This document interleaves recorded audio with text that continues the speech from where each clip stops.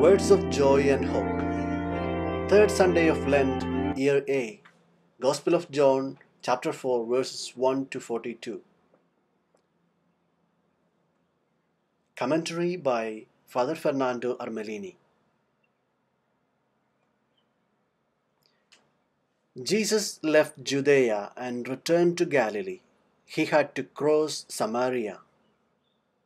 He came to a town of Samaria called Sychar, near the plot of land that Jacob had given to his son Joseph.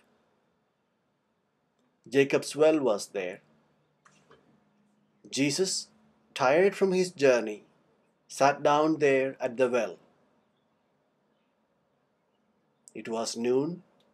A woman of Samaria came to draw water. Jesus said to her, "Give me a drink." His disciples had gone into a town to buy food. The Samaritan woman said to him, "How can you, a Jew, ask me, a Samaritan woman, for a drink?" For Jews use nothing in common with Samaritans. Jesus answered and said to her, "If you knew the gift of God, and who is saying to you, 'Give me a drink,' you would have asked him, and he would have given you living water." The woman said to him, "Sir, you do not even have a bucket, and the cistern is deep. Where then can you get this living water? Are you greater than our father Jacob, who gave us this cistern and drank from it himself with his children and his flocks?"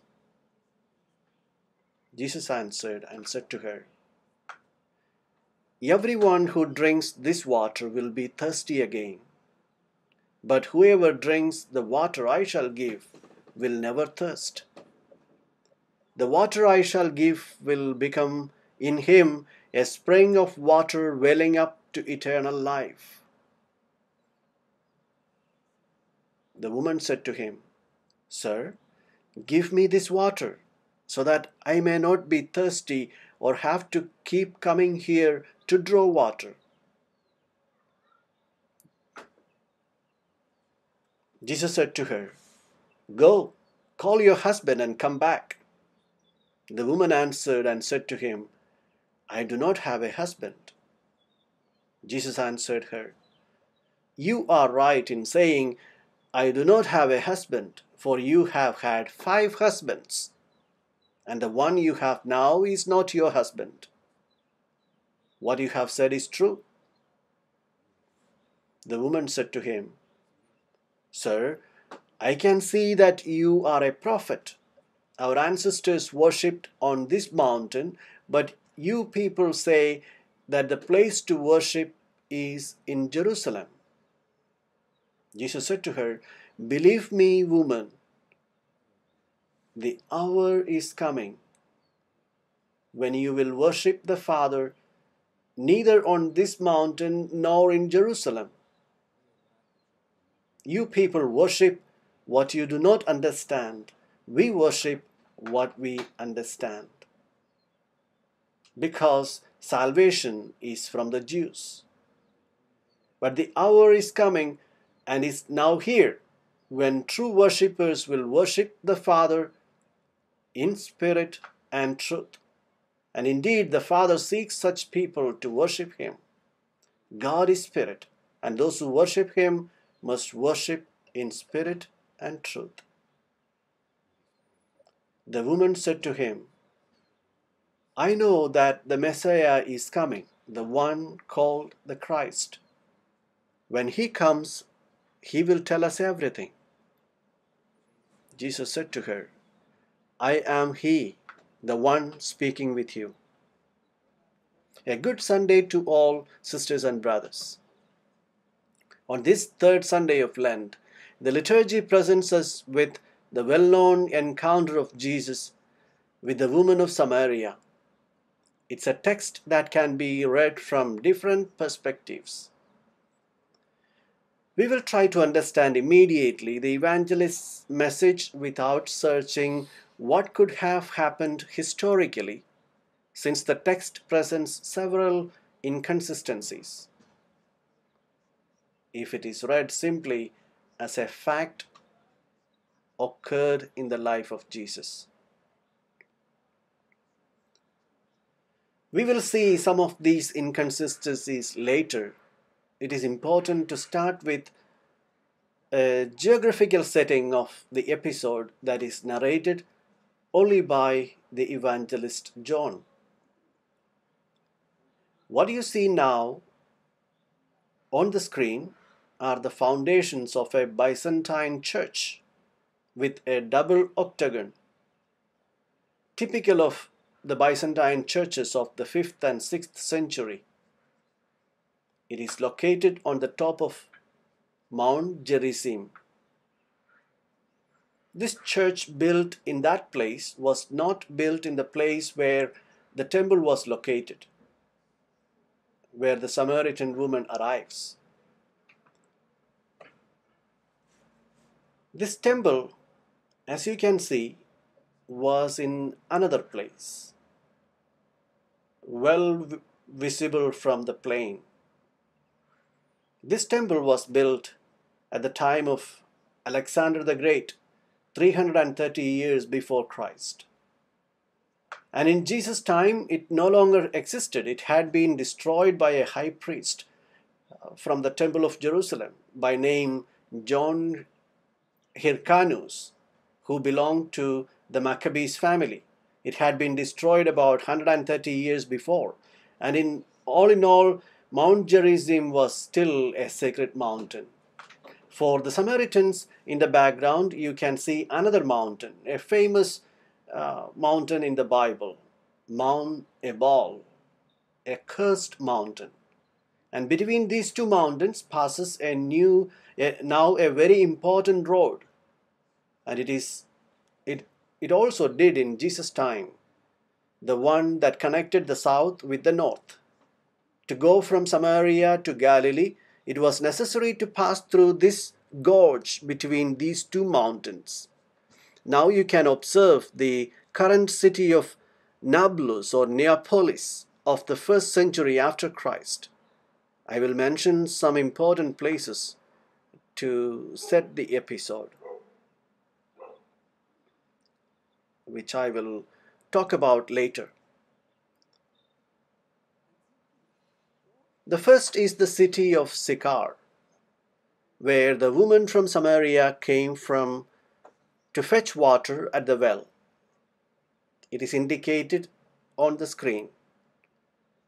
This city was very important because of the strategic position, because it was exactly at the entrance of that gorge between the two mountains.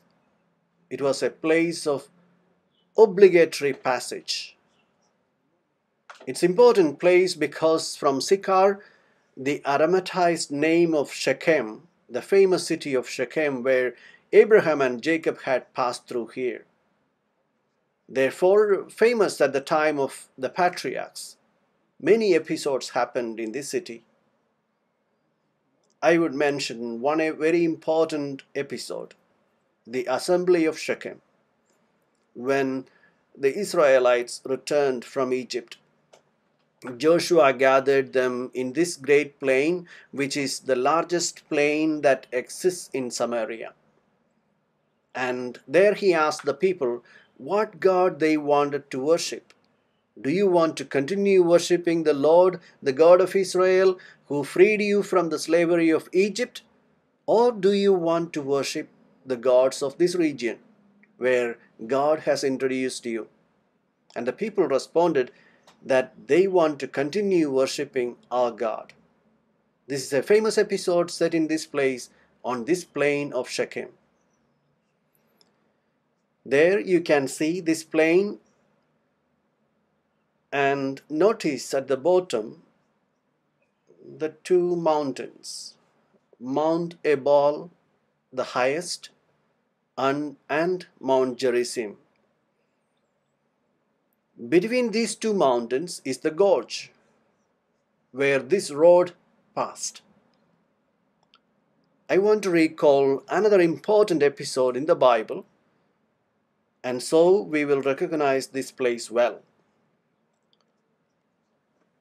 It is the story of Joseph, which we all know. He was one of the 12 sons of Jacob, as you will remember, because everyone has read the story of Joseph in Egypt. You surely remember that this story concluded with Joseph's request when he says, I am about to die. God will surely take care of you and lead you up from this land to the land that he promised on oath to Abraham, Isaac, and Jacob. The bones of Joseph were buried in Shechem in the plot of ground Jacob had bought from the sons of Hamor, father of Shechem. And now you can see the place where Joseph was buried. It is one of the most sacred places of the people of Israel, the tomb of Joseph. Finally, the most important place as it refers to our episode. With this, we will enter the subject. You can now see where Jacob's well is located. I invite you to observe well where the city of Sychar is located and the distance between the city of Sychar and the well of the Samaritan woman. The distance is about 800 to 900 meters, quite far, and we already wonder why this woman is going to look for water to a place so far away when there are two other springs in Sychar, and the whole plain is very rich in water sources, where there are two in Daphne, very close to Sychar, and then there is another surge in Nazcar. And the spontaneous question is, why does this woman go to Jacob's well? Because when he was in need, she could very well access these two springs that have abundant water. And are they much closer? We will find the reason why the evangelist makes this woman go to Jacob's well. After this introduction, we will now begin the comment of this episode, narrated by the evangelist John, going directly to the precious message that the text has. Jesus leaves Judea and heads for Galilee and had to go through Samaria. This is the first incongruity we find in this story. Why? Because Jesus is in the Jordan River Valley and it is not explained why he should go through Samaria when it was much easier and more prudent to go directly, following the direction of the river Jordan, as they all did, to go to Galilee. It was a faster and safer way. Why is it said that he had to go through Samaria? Jesus had another need. He had to go through Samaria. It was a need that Jesus had, to go through Samaria. He had to find that woman. It's a strange journey because the other evangelists do not mention it. Mark never quotes Samaria or the Samaritans in his gospel. In Mark's gospel, there is not even the term Samaritan. And Matthew mentions the term Samaritan only once, when Jesus says, don't go to the Samaritans.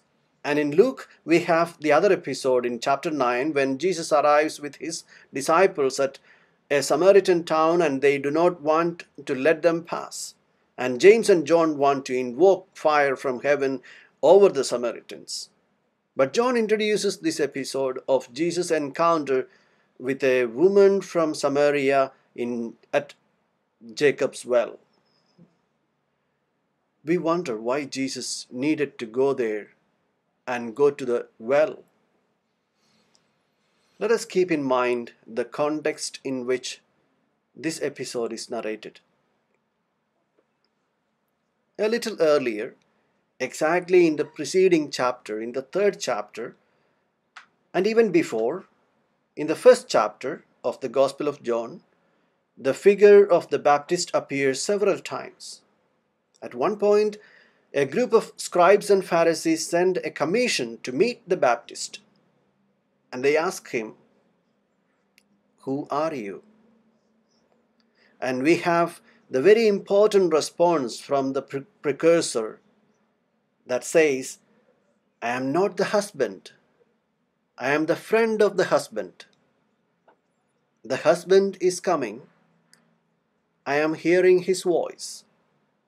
And my joy has reached the heights because I have fulfilled my mission." The husband's friends prepares the wedding feast. The husband is coming and he hears his voice. Immediately after, we have the narration of the wedding at Cana. And then this encounter with the woman of Samaria. Let us keep in mind that the husband announced by the Baptist is coming now, and now Jesus finds this woman that, as we will shortly know, she is a woman who has no husband. She had many lovers, but not a husband. And Jesus will say to this woman, "Go find your husband. Otherwise, you will always be thirsty. You will not be happy." To understand this message, we must keep in mind the Old Testament. There is a talk about the husband. And when in the Old Testament the husband is spoken of, it is understood as an image of God who loves Israel. And Israel is feminine in Hebrew. He loves her as a wife. It is an image introduced by prophet Hosea.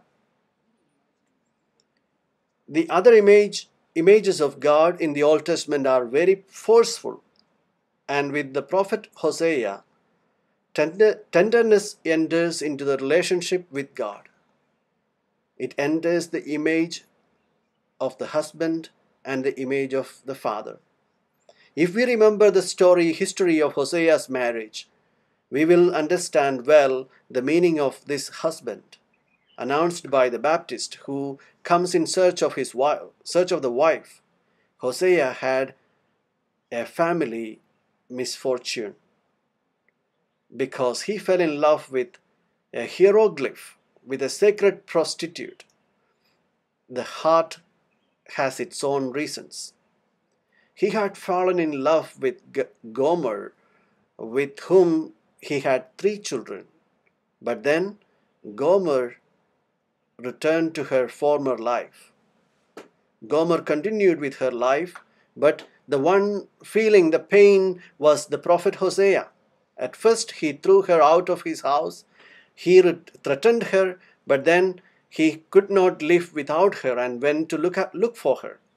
The conclusion of this beautiful story is that he managed to claim the love of Gomer, and the prophet Hosea reread his personal love story, very unhappy, although then it ended well. He reread it as an image of the relationship of the Lord God of Israel with his people, Israel, the wife. Continuing to read the text, let us go to the message now. Jesus wounds to a city of Samaria. He comes to a city of Samaria called Sychar, near the place that Jacob had given his son Joseph. And there was the well, Jacob's well. Jesus, tired from his trip, sits at the well. It was close to noon. The well that I have indicated before still exists. It is 32 meters deep. It has been excavated over 1,000 years before Christ and is still used today. The question we ask ourselves is the following: why does the evangelist place the encounter with this woman next to a well? It's very strange that this woman walked 900 meters to fetch water from a well when it had two important springs near the city of Sychar, as I have already mentioned, in Daphne and in Naskar. Why does she go to this well? We have to mention the biblical symbolism of the well. In the Bible, the well is the place where the shepherds go to water their graze, their sheep. Also, merchants arrived there with their products and waited for customers because people had to go to the well. Also, the women comes to the well to fetch for water. That is what they usually did. And also next to the well where people in love would meet. And the Bible tells the encounter of several lovers next to the well. Let us recall three that are very beautiful. When Abraham sent his servant from Mesopotamia to find a wife for his son Isaac, this servant stops in front of the water well at sunset, when women used to go to get water, and there comes Rebecca with the amphora on her back. And Genesis says that this young girl was very beautiful and was a virgin. She approaches the well, fills the amphora, and the servant asks her for a drink. She gives him water, and there begins the dialogue. The servant accompanied Rebecca, who later became Isaac's wife. This is the first example. Let us go to the next one. When Jacob returns to Mesopotamia, he approaches the well where the shepherds are and asks for information and asks if they know Laban, a relative of his. They answer yes and say, "Look, here is his daughter Rachel, who is coming to fetch water, and she comes with her flock."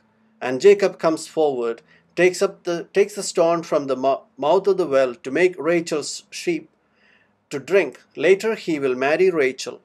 This meeting took place by the well.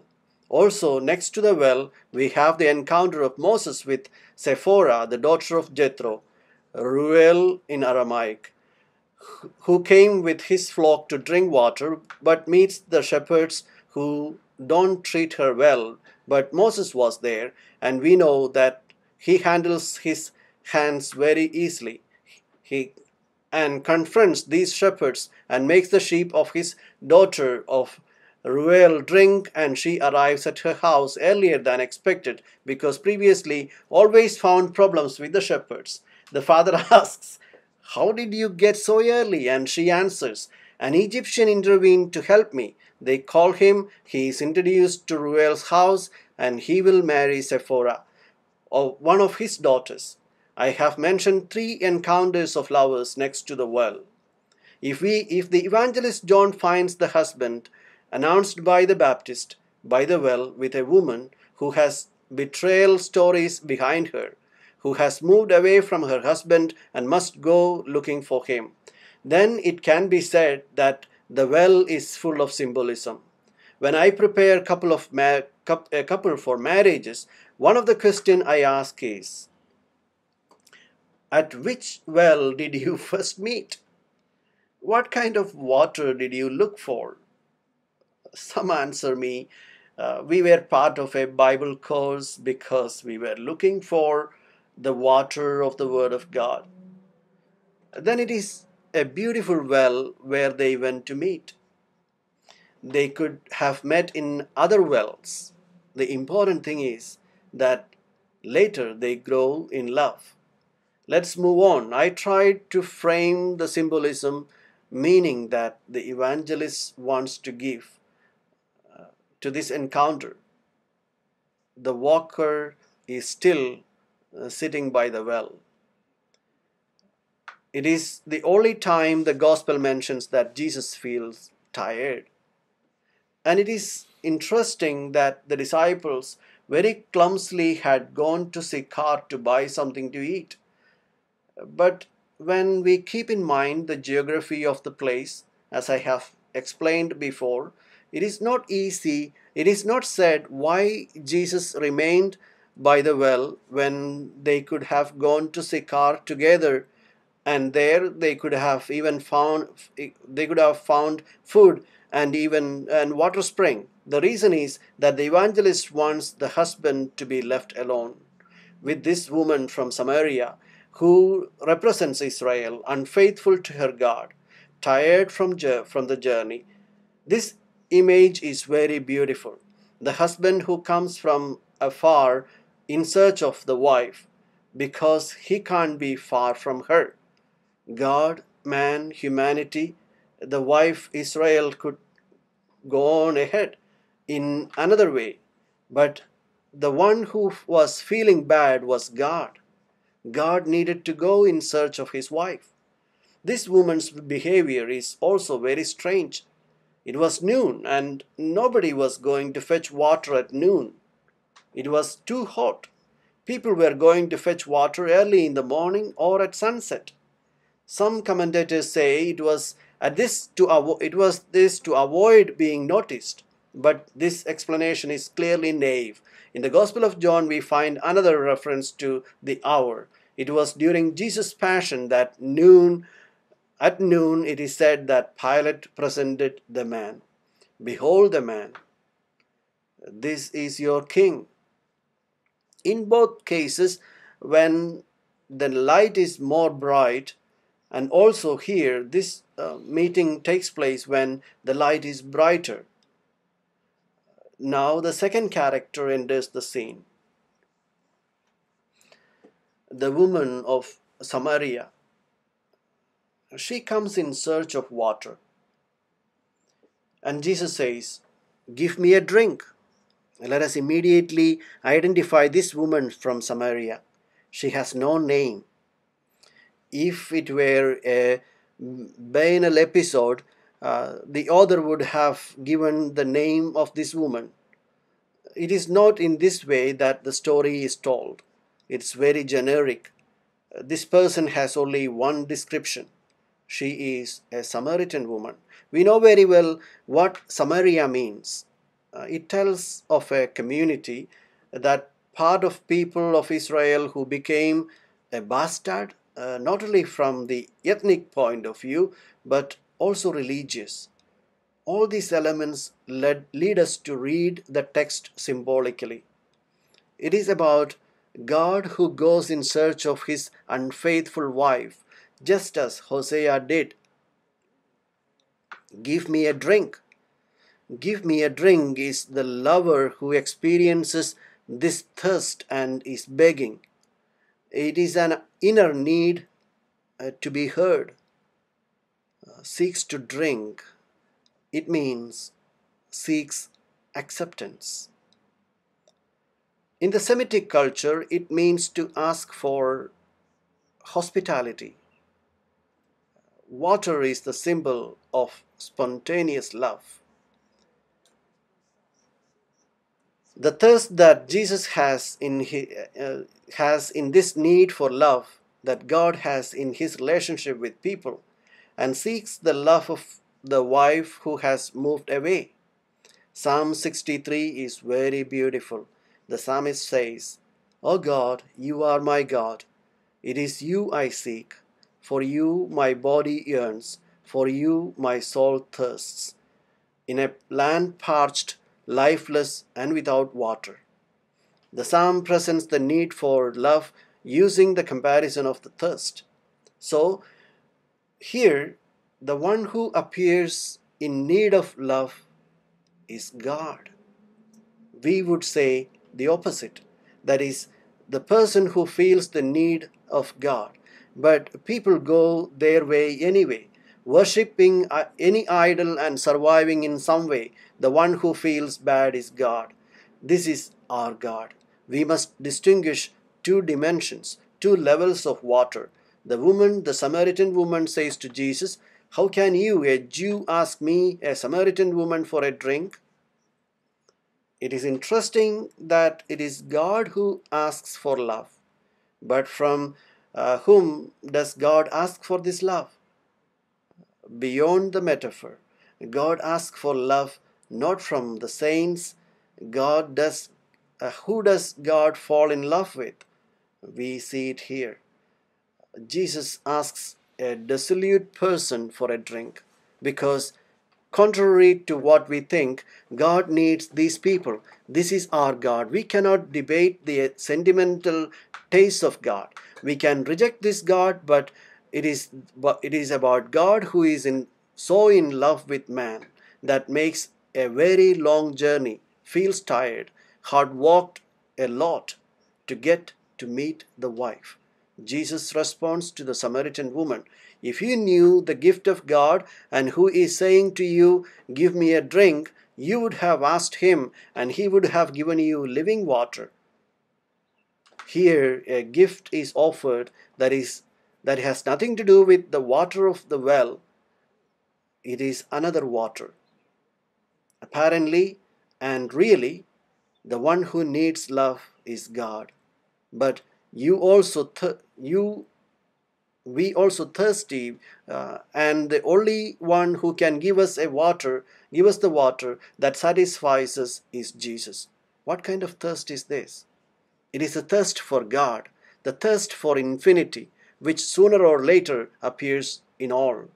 At this thirst, one can try to quench it with material water, with the satisfactions of life, idolizing and beautiful reality of this world, and also trying to quench this thirst with distractions, banquets, sports, but this does not solve the intimate problem of a person's thirst because it emerges and cannot be covered without lying to oneself because our heart is made for the infinite. Therefore, this thirst cannot be quenched. The only one who can placate it is God. And the first step to placate it is to recognize that it is offered as a gift. There are some things we can conquer in life, a prestigious social position, we can conquer it, the favor of some important persons, perhaps through flattery, we can conquer them. We can conquer a doctorate with a lot of effort, a large account in the bank with a little cunning. You can have a good house, a good car. All that can be conquered, but none of these conquests can placate the deep thirst that comes from the conquest, but from the gift. This is the invitation that Jesus makes. If you are able to understand the gift that God gives you, because the most important things are not the ones you conquer, but the ones you receive as a gift. For example, life is a gift. Love is a gift. Especially the light that makes sense to our existence in this world is donated. We cannot conquer it. These things are only received as a gift and are the most important ones. God is the great donor. The woman does not understand. She does not understand because she is focused only on material realities and always satisfied only with it. And let us notice that the image of this woman reflects exactly the conduct of faith of many people who hope to quench their thirst by focusing on these realities. Jesus responds, whoever drinks this water will be thirsty again. These are the realities of this world. We have all made the experience. No matter how much joy we look for and find, it will always remain a thirst inside us because we are well made. We are made to be satisfied only with the gift of God. We can silence this need for infinity, hide from ourselves the meaninglessness of living, folded only in material realities. But we cannot get rid of this thirst. Jesus says, everyone who thinks this who drinks this water will be thirsty again, but whoever drinks the water I shall give will never thirst. The water I shall give will become in him a spring of water welling up to eternal life. It's a spring of living water that gives meaning to all our other satisfactions that we can have. And the woman asks for this water so that she doesn't have to always return to the well. This woman from Samaria is interested only in material goods. She does not see any other kind of water. We must be attentive because even the relationship with God we can enter only in this image of a love relationship that does not satisfy us because it is a mercenary love. Mercenary love is the one where one pays. If money pays, it goes with money. If power pays, it goes with power. And you can do the same with uh, God. You pay to God in exchange for favors in this world. And I think this is the relationship with God that many Christians have today. Jesus says, "Go, call your husband and come back here." Then there is no more talk about this husband because he is not a specific husband. It is the invitation that Jesus makes to the woman Israel, to humanity, and also to us today. Look for your husband. I also want to tell believers, look for the husband because you might be worshipping an idol. The woman answered and said to him, "I do not have a husband." Jesus answered her, "You are right in saying, I do not have a husband. For you have had 5 husbands, and the one you have now is not your husband. What you have said is true." We wonder who these 5 husbands are. It makes no sense to look for information about the moral life of this woman. The reference here is clearly to a text that we find in the second book of Kings, chapter 17, where 5 people are mentioned who have entered Samaria with all their gods, and the Samaritans received them as their husband. To these lovers who were in competition with the true and only God, the husband of Israel, Jesus' behavior here is remarkable. He doesn't do like the prophets who started scolding and threatening because the people abandoned the husband. Jesus has a remarkable approach. With this woman, he tries to make her understand the deep dissatisfaction she has. And he is proposing to her a gift that will finally quench her thirst.